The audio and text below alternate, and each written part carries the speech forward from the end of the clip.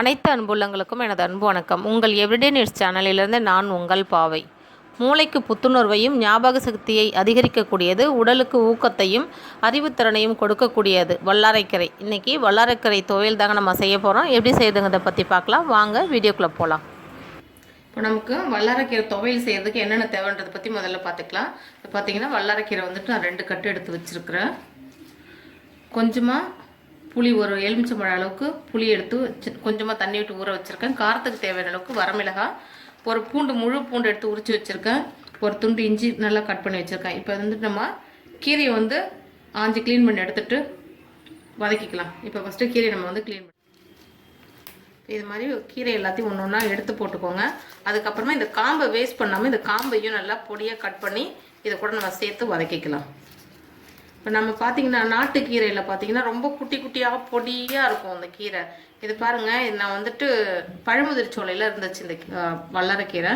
எவ்வளோ பெருசு இருக்குது பார்த்திங்களா இலை. இதை நான் வாங்கிட்டு வந்தேன். பார்த்ததுமே ஆசையாக இருந்துச்சு பார்க்குறதுக்கு, அதனால் வாங்கிட்டு வந்திருக்கிறேன். இப்போ நம்ம காம்பை கூட நம்ம வேஸ்ட் பண்ணாமல் செய்யலாம். இது வந்து ஞாபக சக்திக்கும் உடல் சுறுசுறுப்புக்கெல்லாம் அவ்வளோ நல்லதுங்க. குழந்தைங்கள்லேருந்து பெரியவங்க வரைக்கும் மறக்காமல் செஞ்சு சாப்பிடுங்க. எல்லாருக்கும் நீங்களும் செஞ்சு கொடுங்க. நான் வந்துட்டு உங்களுக்கு தேவையான பொருள் சொல்லும்போது உளுந்து காமிக்கல. நான் வந்து இதில் கருப்பு உளுந்து சேர்த்துக்கிறேன். நீங்கள் வெள்ளை உளுந்து இல்லை கருப்பு உளுந்து வேணுனாலும் நீங்கள் சேர்த்துக்கலாம். டேஸ்ட்டுக்கும் நல்லாயிருக்கும் துவையலுக்கு. இது வந்துட்டு எண்ணெய் சேர்க்காம நல்லா செவர வறுத்து எடுத்துக்கோங்க தனியாக. அதுக்கப்புறமா நம்ம இஞ்சி பூண்டெல்லாம் வதக்கிக்கலாம். இப்போ பார்த்தீங்கன்னா உளுந்து வந்து நமக்கு நல்லா செவந்து வறுந்து வந்திருக்கு. இப்போ இதை வந்து வேறு பாத்திரத்தில் மாற்றிக்கலாம். நம்ம இப்போ வந்துட்டு கடாயில் வந்துட்டு நம்ம 1 ஸ்பூன் அளவுக்கு மட்டும் ஆயில் சேர்த்துட்டு இஞ்சியும் பூண்டும் போட்டு வறுத்துக்கலாம்.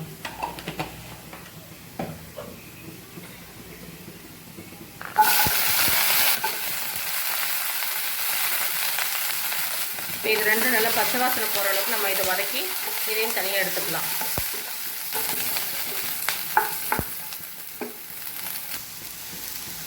பாருங்கள், இஞ்சியும் பூண்டும் நல்லா வதங்கிடுச்சு.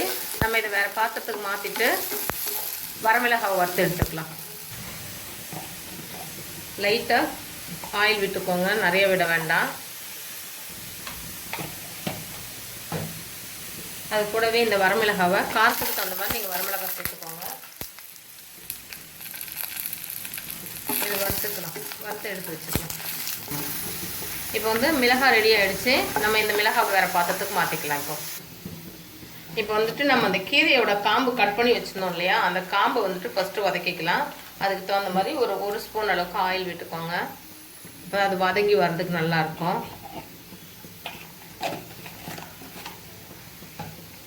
ஆயில் ஹீட் ஆனதும் அந்த காம்பில் நல்லா க்ளீன் பண்ணிவிட்டு அலசிட்டு எடுத்து வச்சுருக்கேன். இதை ஃபஸ்ட்டு லைட்டாக வதக்கிக்கலாம். அதுக்கப்புறம் நம்ம அந்த கீரையை சேர்த்துக்கலாம்.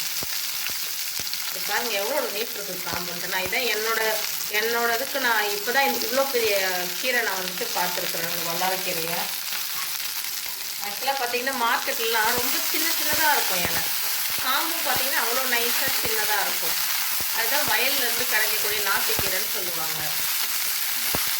ஆனால் இந்த கீரை பார்த்தீங்கன்னா பழமுதிர் சோலையில் நாங்கள் வெஜிடபிள் வாங்க போயிருந்தப்போ பார்த்தீங்கன்னா இந்த கீரை வந்து தனியாக அது மட்டும் தெரிஞ்சிச்சு. என்ன இது டிஃப்ரெண்ட்டாக இருக்கே அப்படின்னு சொல்லிட்டு கிட்ட போயிட்டு பார்த்தா வல்லாரைக்கீரை. ஓகே, சரி இதை நம்ம வந்துட்டு இன்றைக்கி வாங்கிட்டு போகலாம் அப்படின்னு சொல்லிட்டு வாங்கிட்டு வந்திருக்கோம். இதனோட டேஸ்ட் எப்படி இருக்குன்னு சொல்லிட்டு நம்ம பார்க்கலாம், செஞ்சு பார்க்கலாம். இப்போ வந்துட்டு காம்பு நல்லா கொஞ்சம் வணங்கி வந்திருக்கு. இப்போ இது கூட நம்ம கீரையை சேர்த்துட்டோம்னா 2 ஒன்றா சேர்ந்து வணங்கி வர்றதுக்கு நல்லாயிருக்கும். இப்போ நம்ம இதில் கீரையை சேர்த்துடலாம்.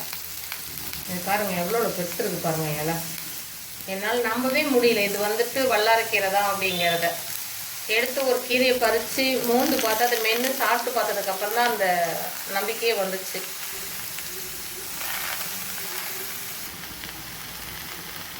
வந்துட்டு நம்ம கீரை வந்துட்டு சேர்த்துட்டோம். இதை திருப்பி போடும்போது கொஞ்சம் பாருங்கள் நிறைய தெரிஞ்சிச்சு இல்லையா, இப்போ கம்மியாகிட்டு.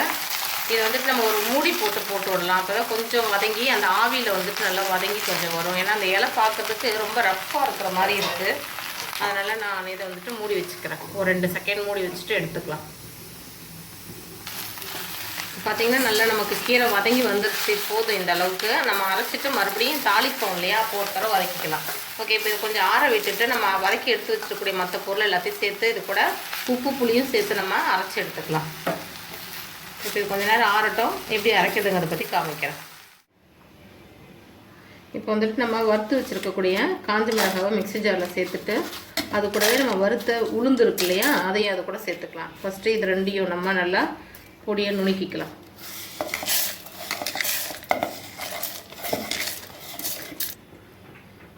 இப்போ வந்துட்டு நம்ம இந்த உளுந்து மிளகாவும் வந்துட்டு வறுத்தது நல்லா இந்த அளவுக்கு இடித்து வச்சுருக்குறோம்.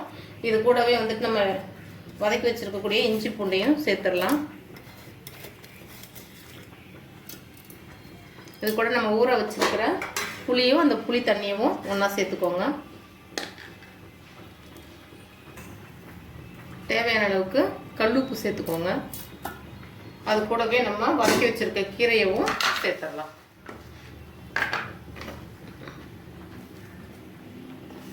ஒரே நேரத்தில் போட்டிங்கனாக்கா பிளைடில் வந்து சிக்கிக்கும். அதனால் கொஞ்சம் கொஞ்சமாக போட்டு கொஞ்சமாக மஞ்சதும் திரும்ப கொஞ்சம் எடுத்து சேர்த்து அரைச்சிக்கலாம். இப்போ வந்துட்டு நம்ம ஃபஸ்ட்டு போட்ட கீரையோடு சேர்ந்து இந்த அளவுக்கு நம்ம கொஞ்சம் அரைச்சிருக்கிறோம். அது கூட மீதி இருக்கக்கூடிய கீரையும் சேர்த்து போட்டு கொஞ்சமாக தண்ணி விட்டு அரைச்சிக்கலாம். இப்போ நம்ம வந்துட்டு துவையல் அரைச்சி எடுத்துட்டோம். இது வந்துட்டு எப்படி தாளிக்கிறதுங்கிறத பற்றி பார்க்கலாம். இப்போ இதுக்கு வந்து தாளிப்புக்கு தேவையான அளவுக்கு எண்ணெய் விட்டுக்கோங்க. ஏன்னா நல்லா எண்ணெய் பிடிச்சி அது சுருண்டு வரணும். அதுக்கு தகுந்த மாதிரி எண்ணெய் விட்டுக்கோங்க. நான் வந்து 3லேருந்து 4 ஸ்பூன் அளவுக்கு ஆயில் விட்டுருக்குறேன்.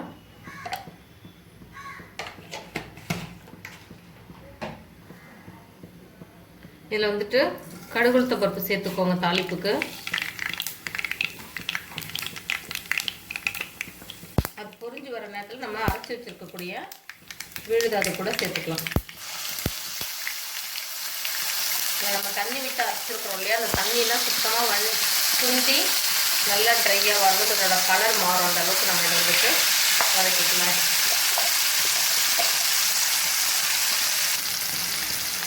இப்போ வந்து இது நல்லா நம்ம எண்ணெயோட மிக்ஸ் ஆகுற மாதிரி நல்லா கிண்டி விட்டுக்கலாம்.